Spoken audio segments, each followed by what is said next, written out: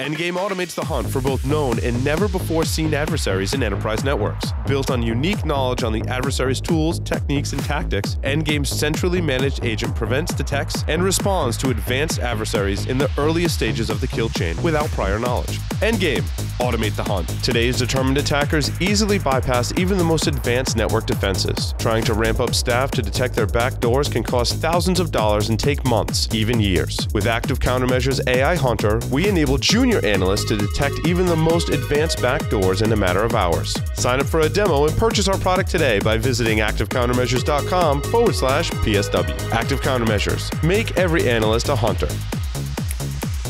Welcome back, everyone, to Paul's Security Weekly. This is, in fact, the security news for this week. And I might have... Do I have an announcement? I do. DerbyCon is holding its first ever mental health and wellness workshop. To support these efforts, please go to derbycon.com/wellness. I think Keith Hoodlet is also volunteering at the wellness booth, as well as a couple other people that I think are affiliated with the show or names you'd recognize. So I find Keith soothing. Keith is very soothing. Yeah, he is. His cats are very, very soothing, too. They're often on camera. No, yeah. Very soothing. My cats are not soothing. By the way, I have to chime in and say I wholeheartedly support that.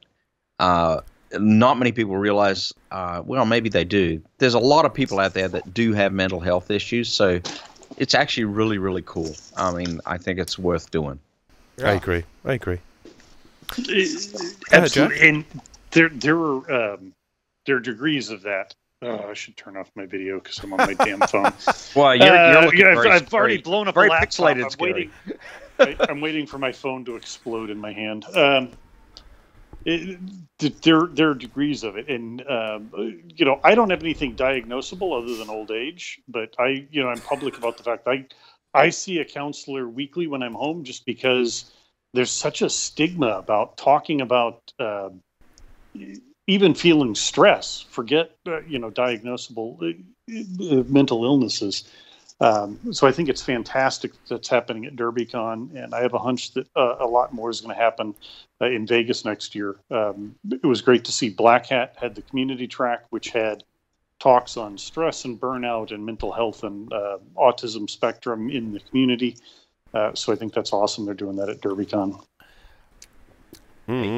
Amen, Brother Jack. I mean, this is something I'm going to seek it out and probably volunteer a little bit as well, because there's a lot more people than you realize that suffer from various degrees of mental health issues, and it's all across the spectrum. It can be anything from slight anxiety all the way to really severe issues, and it needs to be talked about more.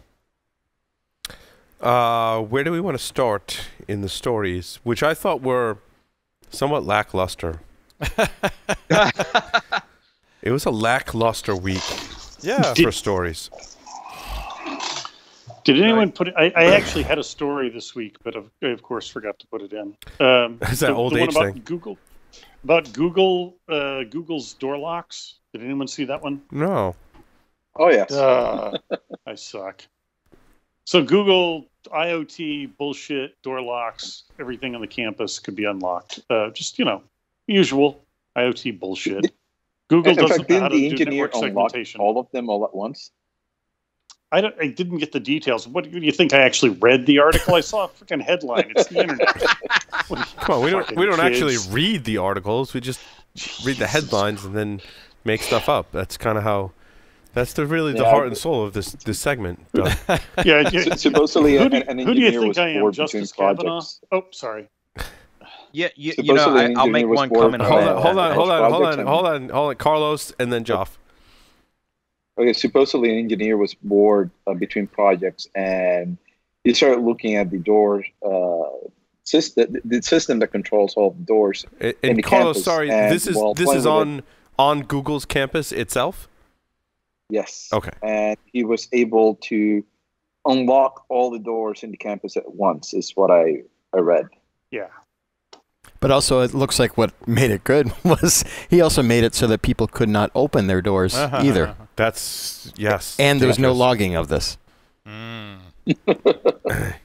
That's amazing. Okay, so without mentioning names, one of my students 2 weeks ago at my SANS teaching event was a Google employee and had some inside knowledge of that. And let's just I won't go into the details, but let's just say that I don't care how good you are or not so good you are technically. Everybody F's up at some point, and that's essentially the essence of what was going on here. Well, you got to imagine there's other physical controls and other controls in place as well. Well, you are going to see more of those kind of attacks across the board, because all these different institutions are now implementing these IoT-based door locks because of active shooters.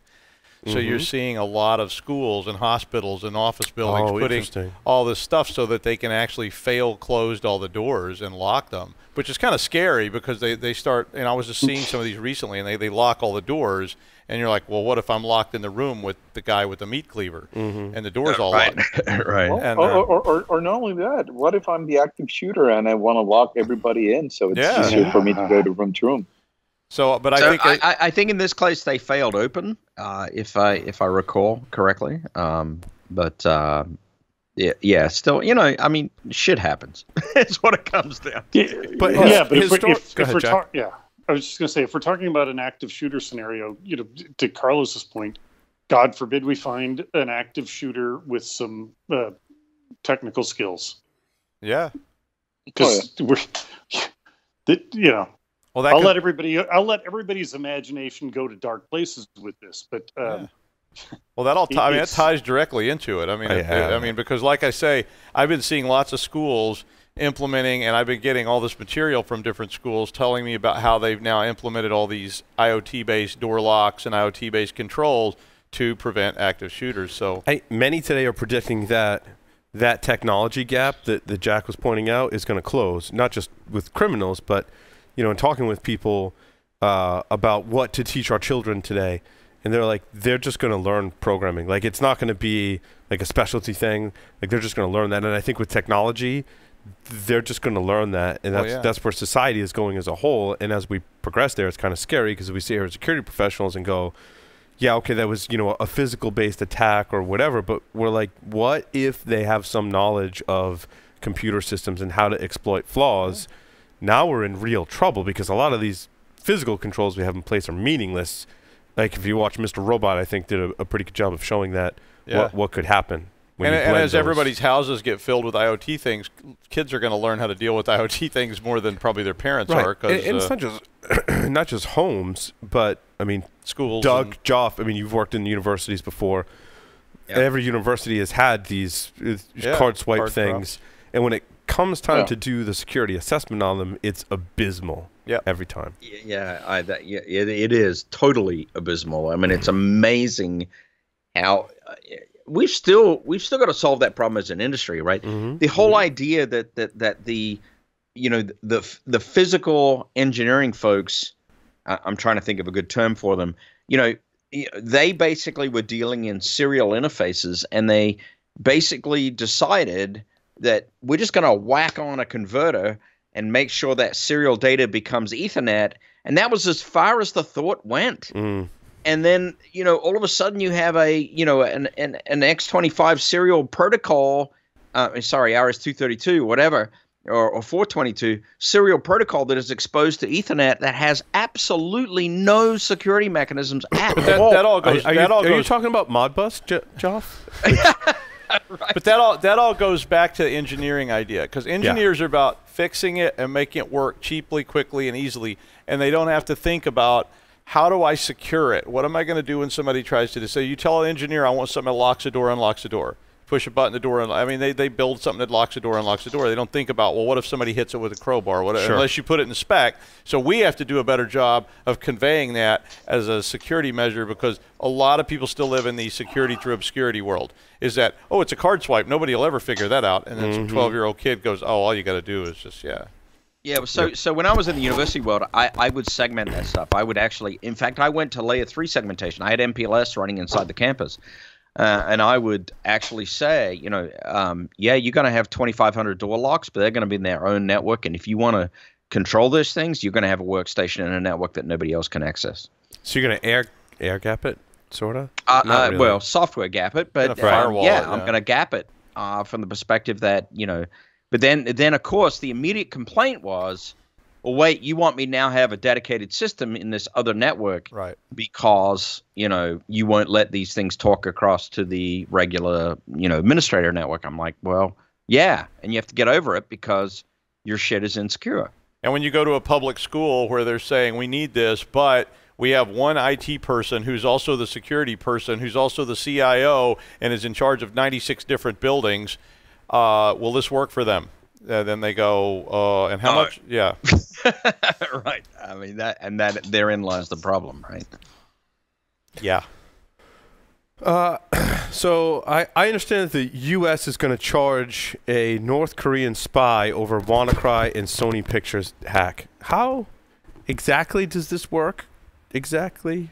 Do they put a warrant like we do with other hackers? What they put do, a warrant out, right? It's silly, but what they do is they go to the grand jury, they get an indictment, and they bring that indictment back as a warrant for the arrest of whomever.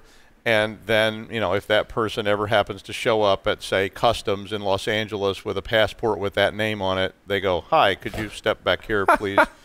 Yeah, so it's really one of those things where it's just like, we're going to do something and we're going to do it right now. And they go, okay, and then they do it. And it doesn't accomplish. Is that just more of a political message that we're sending? It's like, well, else, right? It is. It's like you mess with us, and the next time a North Korean comes to the United States, they're going to get looked at real funny. And then North Korea does the same thing, and then they say, the next time one of you comes over here, you watch, you're going to see, you're going to end up out there in the camp. Yeah, you bet. Yeah, it's one of those wag the tail kind of things, right? Yep. You smack this, smack that. I mean, we can all play that game, and it's horse shit in the end. It's very silly because it's really all about sovereignty, and it's just like when people call and say, I sent all my money in cash to a guy in Afghanistan to send me a bunch of exercise machines, and he didn't respond, and the police are like, okay, yeah, we'll take a report on that. Yeah, but it's like my complaint to the Nigerians. Why isn't my penis larger now? I mean, I paid good money for that. I will say that it does limit people's travel. Yeah, it does. There are certain places that you shouldn't go, and I've made enough enemies naming countries before. But I mean, there are certain places, that people travel through, and the planes are mysteriously delayed, and after 3 days in jail, they voluntarily give up their encryption key on their laptop.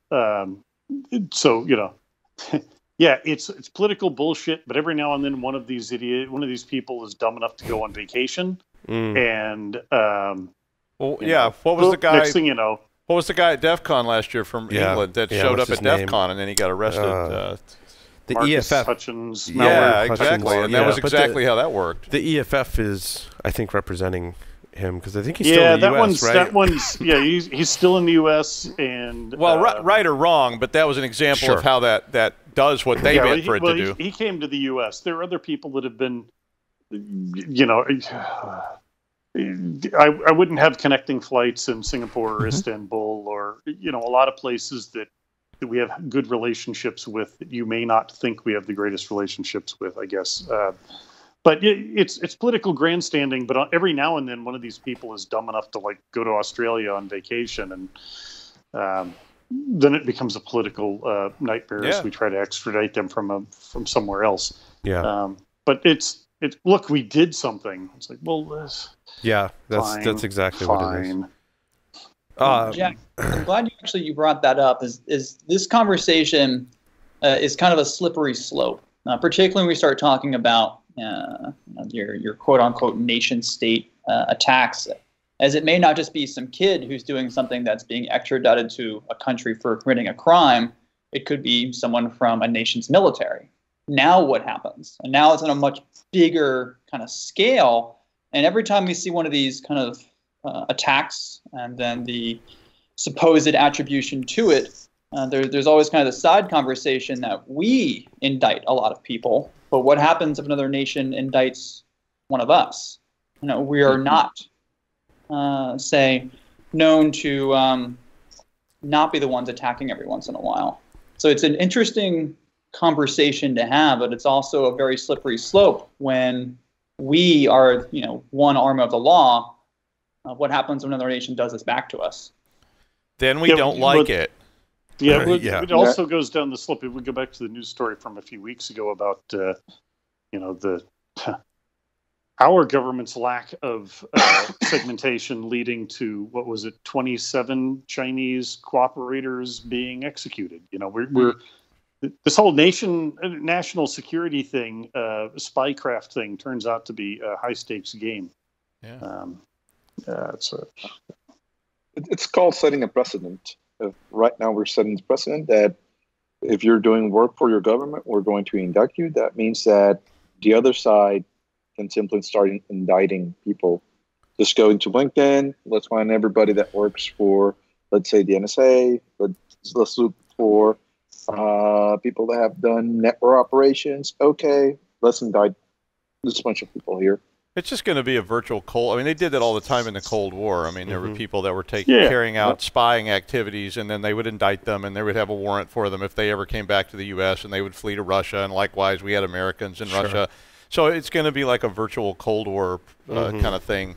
And I guess we'll play that game for a while. And I mean, every now and then they'll grab somebody, and every now and then somebody who shouldn't be grabbed will get grabbed, and that'll suck. But it's just kind of the way all that stuff played out. Well, it's an idiotic game, right? It's a no-win game. I mean, you can go around in circles forever and ever, but what's the point, right? Yeah, it's not like North Korea is going to stop trying to hack us. Like, even if we did get one of their, Ooh, people I'm indicted. Ooh, I'm indicted. Like, nobody can hack into the U.S. anymore. Yeah, and even if North Korea indicts any of our guys, it's going to be interesting going like, okay, we want so-and-so extradited from Spain or from Japan or from anywhere else to South Korea. If any government actually doesn't laugh their asses off. Right. At that request. And then, what if it's a setup? I mean, it's just like, now somebody sets somebody they don't like up and they get them indicted, and it's like, it just turns into this giant... we can play the RAAA-MPAA game where, people are getting takedown letters, but it's really someone spoofed their IP and got them in trouble kind of thing. Yeah, right. It's a giant clusterfuck is what it ends up being. Speaking of giant clusterfucks, Google Chrome and other browsers, of course, have extensions. Does Microsoft Edge have extensions? No. Nope. Yeah, but they never enact. Sorry, everyone. All the way through installing it, and it just won't run. I don't know. Yeah, we get it in there. It's installed. It just keeps kind of getting ready, but it never quite goes. It never quite goes. But extensions. They make pills for that. Yes. Sorry, something different. Outback extension, Jack. I'm actually really concerned about this problem, and those of us that listen know I've been kind of talking about it a lot. That across all the browsers, Chrome in particular is one of the more popular ones. Right, has a lot of extensions. And there's a lot of scenarios where attackers are taking over these extensions and gaining access to, essentially at that point with a Chrome extension, it's pretty much like you've got your own botnet and just compromising one developer key. Yep. Hey, we have 10,000 installs of the plugin. By compromising the code with the key, you're gaining access. Now I can put a backdoor in there.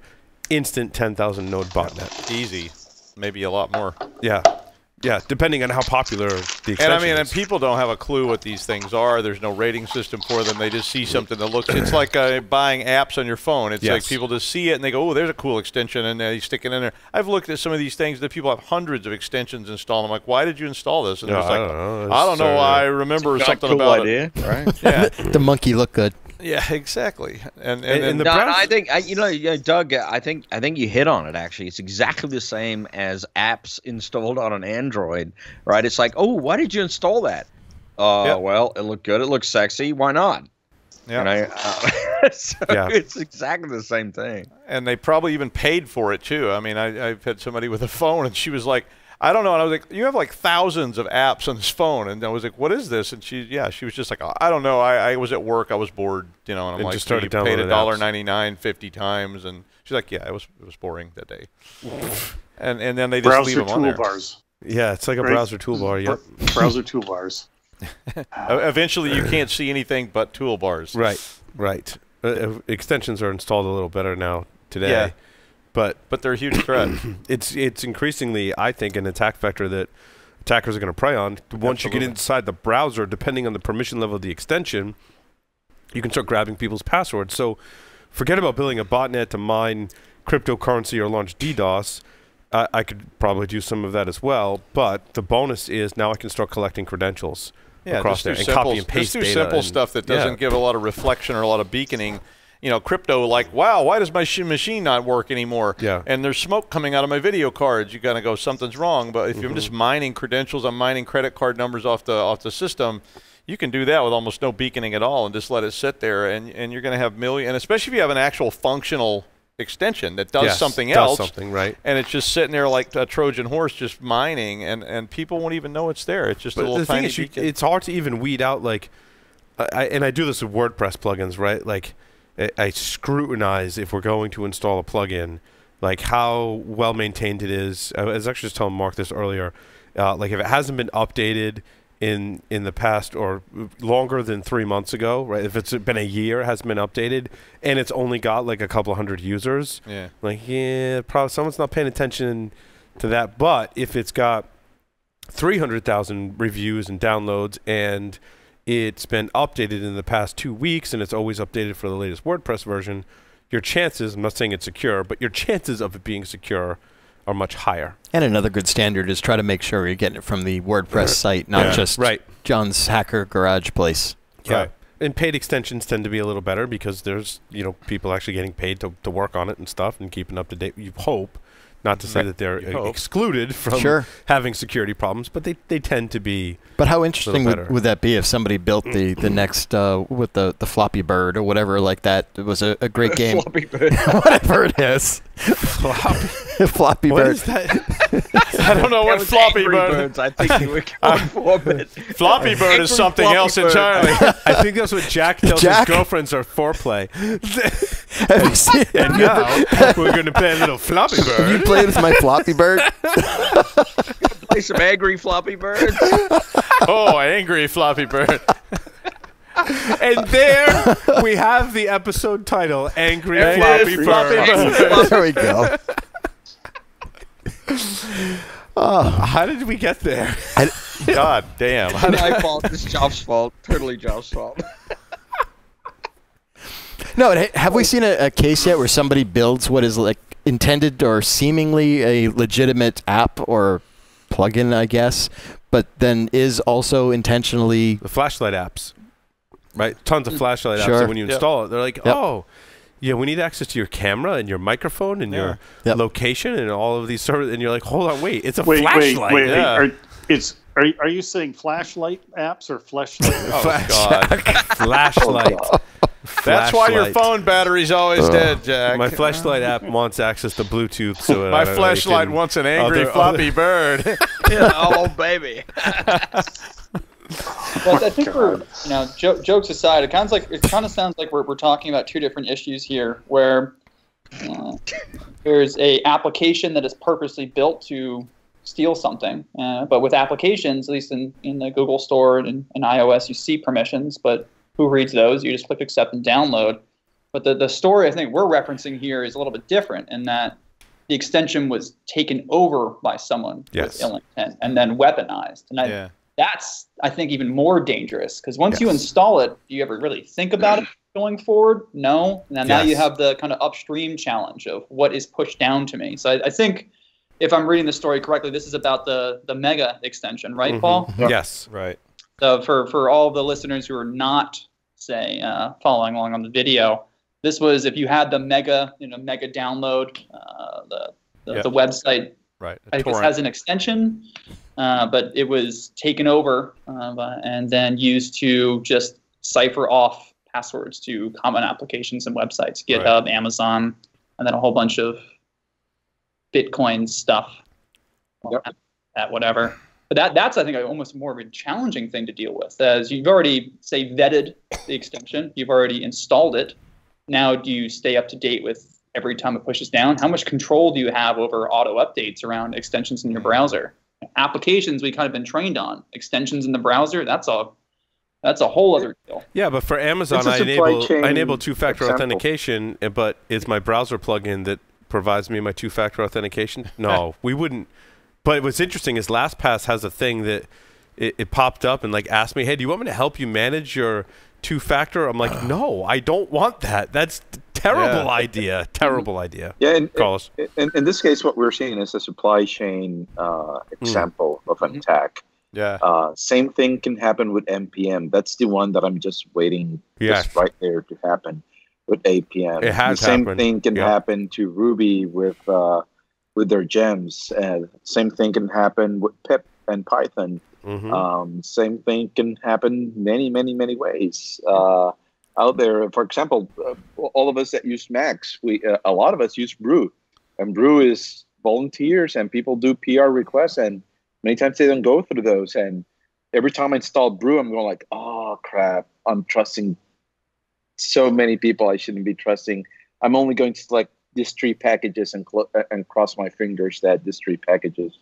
Yeah, and then there's like 27 different dependencies that it installs, and then God forbid you want to compile something, and then there's like 127 more things that it installs, and you're like, oh god. Yeah, but you get into the endless depths of despair there, because honestly, can you even trust your compiler? No. Think about that, right? No. Can you trust your chipset? Yeah. Yeah, you're right. I mean, at some point, you example. have to trust something. Trust Joff. Trust no one. What other stories do we have? I don't know. Oh, I thought this was interesting. Graham Cooley posted something on how to manipulate Apple's podcast charts. So apparently unpopular podcasts are manipulating Apple Podcasts to artificially inflate their ranking and get themselves a coveted place towards the top of the charts. We don't have that problem. I hope not, but certainly, I don't know what this picture is. It's someone with like tons of iPads. So all you need is a lot of iPhones and people who don't mind being paid to spend all day subscribing to podcasts on those iPhones. What they were doing in China was they were setting up warehouses full of iPhones. Because they can iPads. get those cheap in China. They get them cheap. They get labor cheap, and they literally just, I've seen it, they just assign people to just long rows of these things, and they just walk down the rows subscribing to your pod. I get emails about it all the time going, hey, would you like to be at the top of this? Would you like to be at the top of that? And they just put it in the warehouse, and they assign however many people you pay for to it, and they go down through there, and they not only subscribe to it, but they go back down the row, and they make sure they hit it and view a podcast. They view a podcast, and they just drive those ratings right up, and it's like hiring people to watch your television show or something. Yeah, it's almost, I see that akin to the you ever heard of those capture solving services? Yes. Yeah. It's the same kind of thing, right? I was thinking that too, like Jeff. Yeah. Human capital to solve captures, human capital to subscribe to podcasts. You know, same kind of thing. Yeah, I mean, you could set somebody up with 100 iPads and have them all watch your podcast. Just someone one person though has watching. to set up a different account on all 100. They do though. I mean, it's 'cause cheap labor. So you go out and you get people who work really cheap, and you say you're going to sit here for 12 hours a day doing this, and I'll get 100 of you, or 1,000 of you, or 10,000 of you, and put you in a warehouse, and you're good to go. You think Apple would have some kind of machine learning that could figure some of that stuff tough out? to figure it out though if they're just literally manually doing it. I mean, they're going up there and creating. Okay, well, they give them, you know, you get an auto generator for like account names, and you just keep creating them, put a password in, boom. Okay, he said machine learning, so I believe that's an indicator to drink. So drink, everybody, except my drink's empty. And then, I mean, on the flip side, the attackers could use artificial intelligence to simulate the actual subscribing to the podcast. Do we have to drink again? How much did they charge you, Paul? Or, sorry, do you know how much they charge? We pay, you know, on average 25 cents or so per subscription. So, you know. Drink. Ready? Drink, everybody. It's all Paul's fault. It's all my fault. Don't say that. No, we just need to hit the PCI. Somebody said, who said it? Somebody Next said generation. Where's Jeff? If we're going to talk about PCI, we need Jeff. Yeah, he's not here. He's off hiring Chinese firms to up his podcast views. All right. You could do that with all kinds. You could do it with your Tinder account or whatever, and have them rate you really high. And You ever seen that video where Tinder meets what is it? Where Tinder meets fuck, I was thinking Ubuntu for some reason. That'd be awkward. Yeah, it was where Tinder meets YouTube or something like that. You know, yeah, anyway. Oh. Okay. Total fail. Go on to the next story, Paul. Oh, I don't know. Dude, people are exploiting in the Apache Struts vulnerability. I mean, that's really no surprise to anyone. Imagine that. And that one's a pain for anybody to write a remote check for, or even a local check. Most developers actually just grab the code, add a compiler. There's no package for you to do an RPM -I or a DPKG and list those. Yeah, because it's I don't know. Keith calls it a framework. It's also been described as a library. I don't know where I fall on this debate.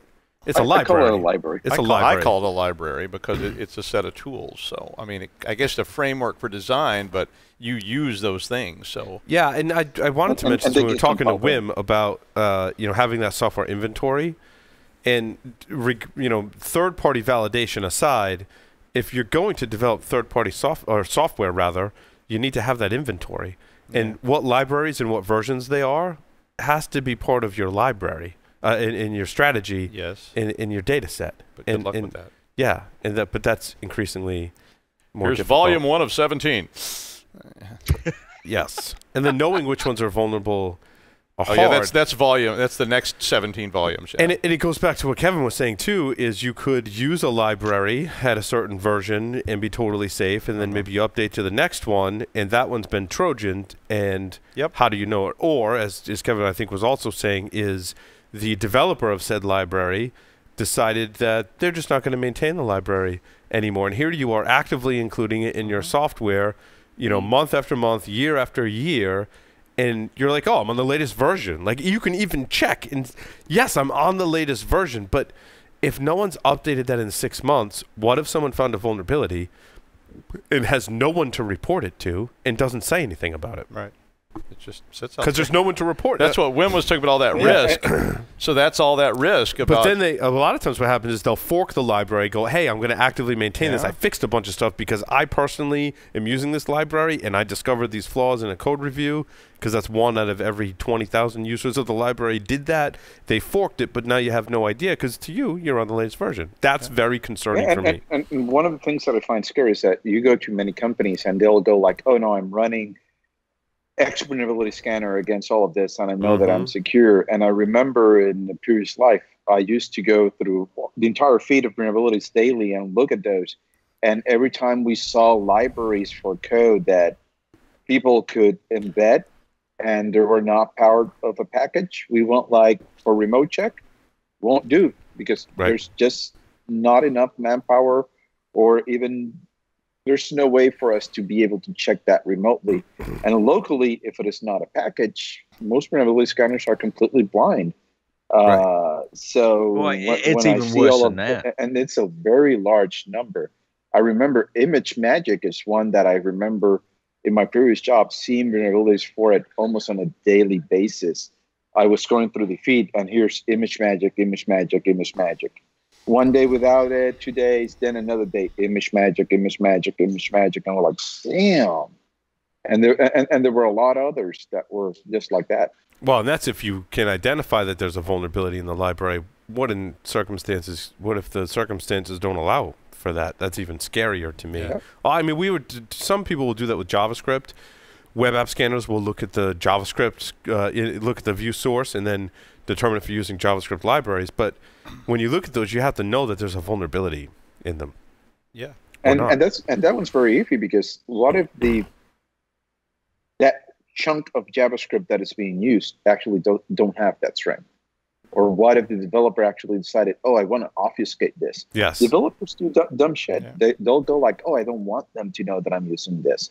Let me remove all the comments and let me remove this data here. I've actually seen that happen, and it messes up stuff. Yep. What else? A Chrome issue that allowed theft of Wi-Fi logins. That's kind of boring. Cisco warns customers. Oh, because Cisco had the Apache Struts flaw too. That's actually another interesting aspect is while you may think, I'm not producing any custom software, or the custom software I produce is in a language that's not Java, so therefore I don't have to worry about struts. However, you have this appliance or this other solution that under the covers, they're using struts and suffer from the problems we just talked about, not having an up-to-date software inventory and also having all that technical debt and not able to update the library. Now you're vulnerable, and Cisco was on that list. And Cisco's been on that list a lot when we talk about vulnerabilities in open source software and libraries. Because they embedded a lot of stuff for these web-enabled front ends that they put on their equipment, because people wanted web-enabled front ends, and they went out and they just grabbed all this code and threw it together and stuck it on there. And well, that's how they got iOS, right? They just took BSD and. Well, yeah, but I mean. Wait, is that true? Is that no? They did. No, did they have? They didn't do that, but it was. I think it was. It at looks least like BSD though in earlier versions of iOS. Well, really old ones, yeah. So they may have based it around the. But BSD license would let them do that. Some of the new iOS ones are actually Linux under the hood. Oh, interesting. Yeah, they are. Yeah, Carlos is dead on. Yeah, that's true. Yeah, when they bought the company that made their MSR, their storage fiber channel switches. They look at that OS and they went like, oh, we could actually use this for some of our high-end equipment and switches. And then when they came out with the Nexus switches, NXOS was against, and NXOS was actually Linux under the entire hood, and they borrowed that from when they bought the company that did their storage switches. Yeah, because storage and networking kind of came together when they did that. And I was still in it at that point. And I watched that occur, and I was like, "Ooh, that's very Linuxy, Unixy," which kind of makes sense. I mean, if you think about it, the stuff does the right job, so why not? I actually remember the first book on NXOS actually mentioned it, but it was Linux based. Yeah. I don't have any other interesting stories. Like I said, it was a freaking crummy week. I had one that I didn't understand on TV licensing. Where's our people who are experts about the UK? They're listening and they're laughing at us. The UK's TV licensing agency has taken its website offline as a precaution after being blasted for running transactional pages that were not sent over HTTPS. Oh wow! I don't understand what the TV. What's TV licensing, though? I don't understand. Like, do you have to pay? Yeah, in the UK, for many years, and I'm sure. Look, Robin, if you're listening, Digi Ninja, sure. Please let us know. But for many years in the UK, you had to pay for your broadcast TV. You had to pay a fee. Is my understanding. Yeah, now, I don't know if that's still the case. And they actually went out with trucks, didn't they, to find people? Yeah. Oh, okay. So, you just broadcast it over the air without paying a cable provider. I still have to pay a licensing fee or some kind of fee tax to get those. Yep. Yeah, it was kind of like the equivalent, right? I mean, there was just not a cable thing. Cable in the U.S. got big because of geographic distances, I guess. That's what I'm assuming. But anywhere outside the U.S. was still broadcast for the most part. I always wonder how they figure out that you were actually receiving the signal. Right. I know that a buddy told me that they went out with trucks with antennas, find out that you were connecting without a license, and you get fined. And I was kind of like, how do they know that you're receiving signal? Maybe it was something supposed to transmit something. Maybe it was something less clever, like they could detect the radiation coming off the CRT. Or they just saw a giant antenna on top of your house. Oh yeah, they just look at the house and go, "Oh yeah." Look at the antenna up there. Then a guy walks over with a telescope and looks in the window and says, "Oh, they're watching." I see him. Yeah, I mean, after he goes, "Oh my God, put some clothes on. Put some clothes on." Right, Kevin. Oh no, I was going to say that's not too far fetched. You maintain a list of who's bought a license, and you figure out who has a television on that doesn't. Right. And who didn't have a television? So. I think we should call it, Paul. I really do. One last story: a Spanish driver tests positive for every drug in test. Now, shit. I don't. When I read this headline, I'm like, wow, that must have been a lot of drugs. But in the article, it states police found high levels of cannabis, amphetamines, methamphetamine, cocaine, opiates, as well as alcohol. I mean, I don't know. Some people just call that like Tuesday, maybe, or like a really good weekend. I mean, that's not that outrageous. If you think, if you look at what's on that list, it's like, so they smoked some weed, they did a couple of bumps of coke, then like, you know, somebody passed around the crack pipe, and then the meth pipe came around right after that, and you're like, well, I already hit the crack pipe. I need to get a little bit more up there, and then I got to go to sleep later, so I take, you know, a couple of tall ones and go to sleep. And Wednesday morning is, you know, we get our best friend to call the coroner because right. I like how Doug had all the lingo down. Yeah, Doug had it going on. I just went. Yeah, no, I'm not. You're from the law enforcement side. That's where I saw that. Yeah, yes. that's right. Exactly. That's where it comes from. That's where the story, and we're sticking to evidence lockup. Yes. But how about in that article, Paul? If you scroll down a little bit further, I was going to get there. Okay. There's something interesting, Patrick. Yep. Right? Well, two things. The picture. The driver was fined €1,000 and had 6 points deducted from his license for failing the alcohol test. Yep. Then another €1,000 and another 6 points for failing the drugs test. And the funny part is the maximum number of points on the Spanish driver's license is 12. So if you haven't done any methamphetamines, cannabis, cocaine, opiates, or alcohol, you can probably do the math. Yeah. So it's a good lesson for everybody. All our listeners, like, don't do cannabis, methamphetamine, coke, and opioids and drive in Spain. It's probably a bad idea. And drive drunk in Spain. Before we get to Patrick, but above the picture it says, police pointed out the fact that the driver tested positive doesn't necessarily mean he was under the influence of those substances at the time that he was driving. There's a period of time that substance remained in the body that varies, I think, depending on the person, depending on the substance, depending on how much was consumed, a lot of variables there. And the sensitivity of the test. I will tell you that some of those tests are very sensitive to certain things because there is evidence that you can eat like poppy seeds and stuff and fail opiate tests. That's right. Especially roadside tests or whatever, those little quickie tests can fail on opiates. So for all we know... it totally could have been they had a big weekend and... right. Space that Tuesday, shit out, right? The bloodstream was still, floated. He was chewing on hemp leaves. There was inconsistencies in the testing. No, I love the picture too because it looks like he was pregnant too. Hey, if you did all that shit, you would be pregnant before it was over. I'm telling you. It looks like if you didn't at least get pregnant out of that, it just wasn't a party. They tested him with something looks like a pregnancy test, and well, they might as well throw that on there. What the hell? As long as you got all the other lines, it's like and you got every other condition going. Well, and you're pregnant. Good luck with that one. Yeah. Yeah, and someone commented the same thing that you said, Doug. Basically, break down there are 5 drugs in the test. If you smoked a joint within the last 2 months or so, that accounts for the cannabis. 3 beers that night, it accounts for alcohol. If he took a line of cheap coke, he specifies cheap coke, it almost certainly contains some speed as an adulterant. So that's both of those taken care of. Now, take 1 headache tablet or eat poppy seed muffin, and you also test positive for opiates. And you just want so that's all he did.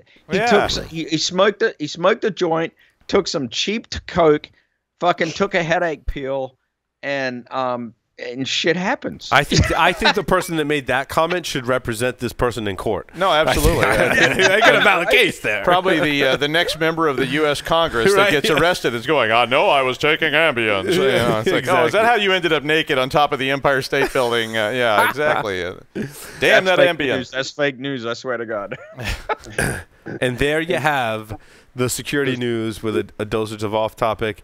Thank you, everyone, for listening and watching this edition of Paul Security Weekly. Who wants to take us out? Me. Okay, Joff, take us out. Over and out. Parsley. Flappy Birds. Parsley.com.